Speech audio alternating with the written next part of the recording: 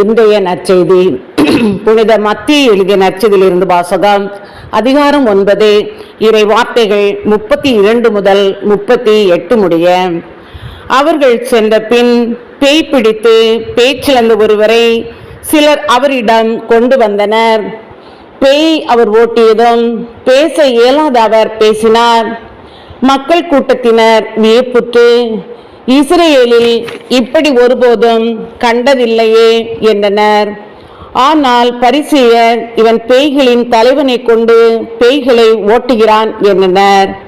இயேசு நகர்கள் சிற்றூர்கள் எல்லாம் சுற்றி வந்தார். எங்கும் அவர்களுடைய தொழுகை கூடங்களில் கற்பித்தார். விண்ணரசை பற்றிய நற்செய்தியை பறைசாற்றினார். நோய் நொடிகள் அனைத்தையும் குணமாக்கினார். திரண்டிருந்த மக்களை அவர் கண்டபோது அவர்கள் மேல் பரிவு கொண்டார். அவர்கள் ஆயரில்லா ஆடுகளைப் போல அலைக்கழிக்கப்பட்டு சோர்ந்து காணப்பட்டார்கள்.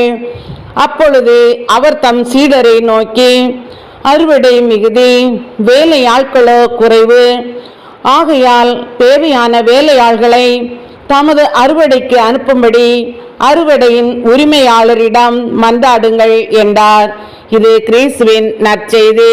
கிறிஸ்துவே உமக்கு புகழ்.